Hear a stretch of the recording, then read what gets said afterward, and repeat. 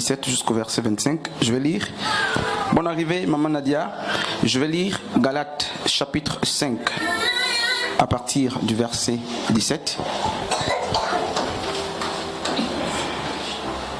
Je ne sais pas si tout le monde a la page. Maintenant, les frères qui n'ont pas de Bible, je souhaite que les plus anciens, s'il y a un ancien qui a la Bible, qu'il donne d'abord sa Bible à un nouveau frère, et ça ne va pas gêner. Nos frères, la Bible, voilà. Il y a aussi le frère derrière qui n'a pas la Bible, voilà. Frère, donc, donne ta Bible à maman, donc. Ok. Maman Sandrine, donne ta Bible à maman Sandrine, puisqu'elle a donné là-bas la Bible. Galates chapitre 5 à partir du verset 17 jusqu'au verset 25. Je vais lire dans, n'est-ce pas, la nouvelle Bible seconde. Car la chair a des désirs contraires à ceux de l'esprit, et l'esprit en a de contraire à la chair. Ils sont opposés l'un à l'autre, de sorte que vous ne faites pas ce que vous voudriez. Mais si vous êtes conduits par l'esprit, vous n'êtes pas sous la loi. Or, les œuvres de la chair sont manifestes. C'est l'inconduite sexuelle, l'impureté, la débauche, l'idolâtrie, la sorcellerie, l'hostilité, les disputes, les passions jalouses, fureur, ambition personnelle. Ce sont des divisions, des dissensions, des envies, des buveries, des orgies et autres choses semblables. Je vous préviens, comme je l'ai déjà fait, ceux qui participent ou qui pratiquent de telles choses n'hériteront pas le royaume de Dieu. Quant au fruit de l'esprit, c'est l'amour, la joie, la paix, la patience, la bonté, la bienveillance, la foi, la douceur, la maîtrise de soi. Aucune loi n'est contre telle chose. Mais ceux qui appartiennent à Yehoshua, à Mashiach, ont crucifié la chair avec ses passions et ses désirs. Si nous vivons par l'esprit, marchons aussi par l'esprit. Voilà un texte que toute l'Église a peut-être déjà lu. Et si d'aucuns n'ont jamais lu ce texte, certainement ils ont entendu parler des fruits de la chair ou des fruits de l'esprit. Ne soyons pas distraits, qui sont opposés au désir de la chair. Je voudrais commencer l'exhortation justement par une question. Vous voyez que je n'ai pas ma Bible ici, justement, mais bon, ça va aller. Je veux dire, Bible dans l'appareil. J'aimerais commencer, je disais, l'exhortation par une question. Et je voudrais qu'on soit justement prompt à me répondre. Si vous voulez, je vais poser deux questions qui vont nous aider à enseigner. Je vais parler, il est 11h05 ici. Je vais parler jusqu'à 11h au trop 45. Je vais partir. Alors, c'est quoi les désirs de la chair? Qu'est-ce qu'on entend par désir de la chair? Je ne demande pas de citer les désirs de la chair, puisque Galates 5, 17, 25 nous a présenté quelques-uns de ces désirs de la chair. Je voudrais qu'il y ait dans la salle, donc un bien-aimé ou une bien-aimée. Vous voyez que je suis calme là parce que je veux que le message passe. Qu'un frère ou une sœur nous définisse d'une manière littérale ce qu'on entend par les désirs de la chair. Que le même frère nous dise si les désirs de la chair sont un péché. Et après la réponse du frère, je vais poser une autre question. Et les deux questions vont nous être très essentielles pour la suite de l'exhortation. Pendant ce temps, on peut préparer Genèse chapitre 22 à partir du verset 1er. Alors, je vais travailler avec un frère. Donc, je voudrais, frère Julien, laisse le bébé. Voilà. Donc, là, bloque ça s'il te plaît. Alors, ce micro-là, je veux qu'il soit ici sur Dorian. Je ne te donne pas, mais bon, il peut tourner là, même ainsi tu peux commencer. Alors, il faut te balader avec ça. Ok. Qu'est-ce qu'on peut entendre si on doit définir les désirs de la chair? Qu'est-ce qu'on peut dire d'une manière littérale? Église du Seigneur. Je veux qu'on comprenne quelque chose. Parce que Enfin, Dieu a un message pour nous. C'est quoi? En termes définitionnels, si on te donnait en tant que chrétienne la possibilité de dire ce qu'on entend par désir de la chair, qu'est-ce que tu peux dire? Qu'est-ce qu'on entend par désir de la chair? Donnez le micro. Tu t'appelles comment, frère? Frère Lévi, merci. Donc Matthieu. Matthieu, c'est Lévi, c'est le premier nom de Matthieu. Ok. Le collecteur d'impôts. Alors, les désirs de la chair. Ici, on a dit c'est les envies, la buverie, l'idolâtrie, l'impudicité, la débauche, les passions, les jalousies, les divisions. Bref, donc on a fait une taxonomie, c'est-à-dire on a fait une classification, on a énuméré. Maintenant, le frère Lévi nous définit ce que c'est, n'est-ce pas? Mais les désirs de la chair. Oui, frère, on t'écoute. Merci beaucoup. Shalom. Selon moi, les désirs de la chair, c'est ce que nos yeux perçoivent et qui se passe autour de nous. D'abord, ce que nous vivons dans le monde, c'est ce que la chair veut. Ce que la chair veut. Oui. Donc ce que la chair Ce que nos yeux perçoivent, c'est ce que la chair veut. Ok. Donc le frère Lévi dit les désirs de la chair sont toutes choses que la chair désire. Et c'est aussi, n'est-ce pas, ce que nos yeux perçoivent. Oui. Mais tu laisses les oreilles ou bien tu complètes avec les oreilles aussi? Bon, c'est ta définition. Tu peux éteindre le micro, je la respecte. Ok, donc le frère dit les désirs de la chair. Merci frère, tu peux t'asseoir. C'est ce que notre chair demande. Et il a dit c'est aussi ce qui est perçu par la vue ou par les yeux. Quelqu'un d'autre? Du même côté là, avant qu'on ne termine par ci. Quelqu'un d'autre pour nous aider? Le frère veut parler? Ou la sœur Ostasie? Quelqu'un d'autre, en tout cas involontaire. Frère, vous voyez, soyez prompt parce que je n'ai que 45 minutes. Merci, maman Sandrine. Les désirs de la chair, c'est quoi? Pour moi, dans mon sens quoi, ce que je comprends, le désir de la chair, c'est que l'on entend aussi. Ce qu'on entend. Oui. Donc la louange.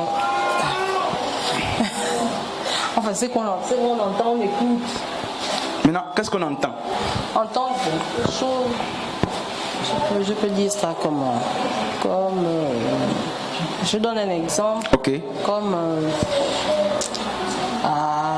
si vous partez tout le temps à l'église, okay. Il y a quoi même à l'église là-bas? Okay. Si tu as un petit cœur, tu vas dire bon, je m'assois. Je m'assois. Ok, merci. Maman Sandrine, tu peux éteindre ce micro et le poser même quelque part. Merci. Alors, une troisième personne pour finir.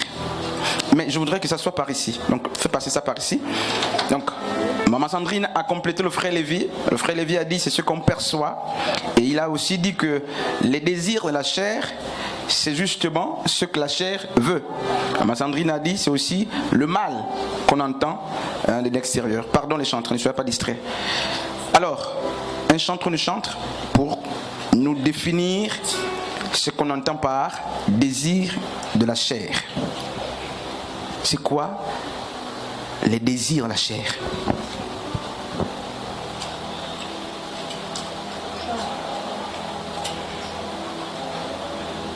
Un chantre? Pardon, très vite. Sœur Jessica. Moi, ma définition, ce que j'entends par le désir de la chair, c'est faire surtout des choses qui nous n'ont pas la parole de Dieu. Faire, tu peux t'asseoir, arrêtez le micro. Merci. Elle dit les désirs de la chair. Bébé Jean-Siane, s'il te plaît, laisse-nous enseigner. Pardon, donne-lui à boire. Elle a soif. Alors, le frère Lévi a dit, viens ici, frère Gaël, viens devant ici, quelque part, ça, voilà, ici.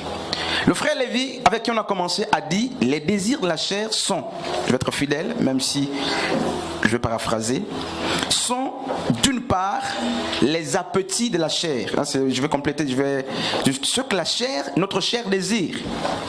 Et il a dit, c'est aussi ce que nous percevons. Maman Sandrine a dit, c'est tout ce qui est mal qu'on entend. Et la sœur Jessica a dit, c'est le fait de faire ce qui est contraire à la parole de Dieu. Alors, je finis par cette question. Donc, si c'est faire ce qui est contraire à la parole de Dieu, je crois qu'elle va dire que c'est un péché. N'est-ce pas? S'il te plaît, je vais passer. C'est ça? Donne le micro à Madiane. C'est un péché? Parce qu'on a dit, l'ivrognerie, les jalousies, c'est un péché. Allume. Oui, c'est un péché. C'est un péché. Donc on peut éteindre. Alors, donc, ils disent, vous dites que les désirs de la chair sont un péché. C'est ce qu'on a dit, hein? C'est le péché. Pardon, calmez les enfants. Mais on sait que la chair doit se nourrir. Il faut justement qu'elle se nourrisse. Et personne ne peut vivre sans nourrir la chair. Et le frère a dit, ce sont les exigences de la chair. Donc, la volonté de la chair s'appelle le fruit de la chair ou les désirs de la chair. Et Galates 5, 17 nous a dit qu'il y a des désirs de l'esprit et les désirs de la chair. N'est-ce pas? Ou bien j'ai mal lu. Désir de l'esprit. Mais quel esprit? Voilà. Donc les désirs de l'esprit de Dieu sont opposés aux désirs de l'homme ou aux désirs de la chair. Ça, je m'arrête d'abord là. Parce que les gens pensent que c'est les désirs de la chair sont opposés aux désirs de leur esprit. Non, votre esprit là, c'est pas l'esprit de Dieu. Et ces désirs sont aussi pareils que la chair, parce que la chair ne mange pas. La chair ne se nourrit pas. La chair n'est que le moyen ou le canal justement que l'âme utilise pour s'alimenter. Donc les désirs de la chair, je ne suis pas en train de rentrer dans votre définition. Les désirs de la chair, c'est la demande de l'âme. L'âme veut aller avec beaucoup de femmes. L'âme, déjà le cœur de l'homme est insatiable. L'âme veut avoir beaucoup de copines. Et ça rend la débauche. La débauche, c'est les désirs de la chair. Et j'ai aimé la lecture parce que on nous dit, c'est dans les désirs de la chair, il y a aussi la sorcellerie. Ça veut dire que tous ceux qui ont la chair sont des sorciers. Hein, frère Michael, je parle pas de l'occultisme. Ça là, on reste dans si vous avez la chair, tous les désirs qu'on a cités sont en vous. Moi j'ai tous ces désirs là. Tous les désirs là sont en moi parce que justement, on dit tous ceux qui ont la chair, on dit les désirs de la chair. Alors quand un frère ou une sœur dit, elle est sorcière, c'est un voleur, hein? C'est un menteur, c'est un jaloux. Oui, mais en fait, c'est ce que toi-même aussi tu es, parce que tu as la chair. Toutes ces choses-là se trouvent en chacun de nous, sauf si vous n'avez plus la chair. Il y a là, que Dieu nous aide ce matin là pour comprendre quelque chose. Donc les sorciers, nous sommes des sorciers à l'église.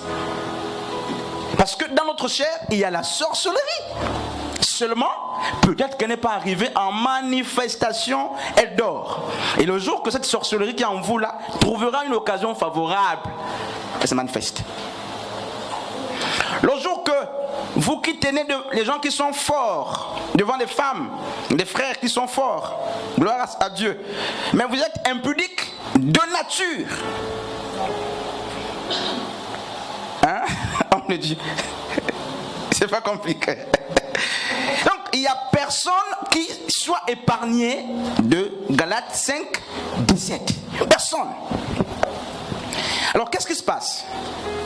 Il se passe que l'homme ne se connaît pas soi-même. Et lorsqu'on voit les gens autour de nous en train de voler, nous on se lamente. Au contraire, on devait comprendre que, mais en fait, ce qu'il a mis en manifestation, à moi ça dort encore. Et quand ça dort là, pourquoi ça dort? Est-ce que c'est parce que tu es assez fort, ou c'est parce que tu n'es pas encore devant l'occasion favorable pour manifester ton vol aussi? Et lorsque tu n'es pas devant l'occasion pour manifester ça, mais tu te dis que tu es... Non, frères et sœurs. Donc chacun est dans la débauche. Dans la chair, ma chair, il y a l'impudicité. Moi je n'ai pas envie de citer le nom des gens, je préfère parler de moi. Dans ma chair, il y a la débauche, il y a le vin, il y a enfin, l'ivrognerie, tout ça, c'est dans ma chair. Alors, l'âme se nourrit, mais il demande justement à la chair de faire des choses, mais c'est pas à la chair de se satisfaire, parce que quand vous mangez, ou quand vous allez avec votre femme, ou une femme l'autrui comme ça, quand vous mentez, à quel moment la chair se satisfait? C'est la demande de l'âme, parce que l'âme justement c'est le siège des émotions. Donc c'est l'âme qui se nourrit, et puisque l'âme est immatérielle, mais l'âme dit au corps, fais des choses pour me plaire. Donc l'âme se plaît lorsque justement le corps exécute sa volonté. C'est là. Dieu se plaît, ou l'esprit humain se plaît, lorsque l'esprit de Dieu se plaît, lorsque l'esprit justement humain fait la volonté de Dieu. Et qu'est-ce qui se passe? Ils m'ont dit que les désirs de la chair ne sont pas bien, mais ils oublient que tous les désirs de la chair ne sont pas un mal. Parce que manger est un désir de la chair, dormir est un désir de la chair.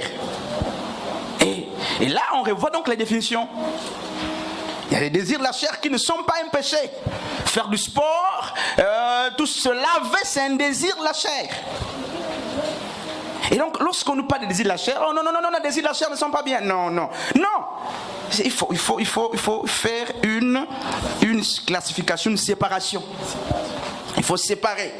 Mais alors, la sœur a dit, et beaucoup d'autres aussi l'ont dit, lorsque nous mettons en manifestation les désirs de la chair, je parle du moins pour ce qui est mal, nous péchons.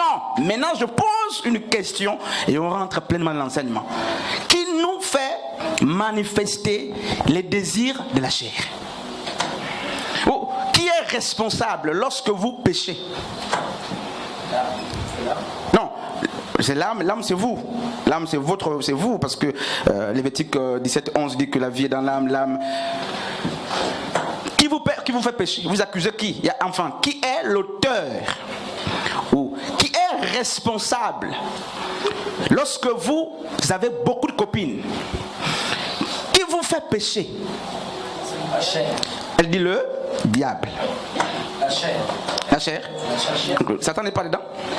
Satan. C'est d'abord ma conscience. Avant de parler de diable, ma conscience aussi me parle. Donc elle a conscience et Satan. Ou c'est... Non, Satan n'est pas d'abord dedans. C'est moi. Satan n'est pas... Il n'est pas d'abord dedans. Il vient après. Est-ce que ça passe? C'est ma conscience. C'est d'abord ma conscience. Je peux faire ça. Non, soyons... Je vais donner le micro au frère Lévi. Vraiment, vous voyez que... Il y en a... Vous voyez, je vais finir très bientôt. Je ne sais pas si je vais finir. Bon, moi j'aimerais dire que c'est dès le départ notre pensée, vu que l'ennemi est toujours autour de nous. Ennemi, il est toujours Satan. Voilà. Okay. C'est d'abord notre pensée. Vu que l'ennemi est autour de nous, quand nous pensons à cela, Satan vient. Il fait mûrir notre pensée et là notre chair succombe. Ok, tu peux éteindre, merci. Ok, le frère Lévi que j'aime beaucoup dit ceci. Il dit, c'est toi-même, mais quand tu penses, Satan vient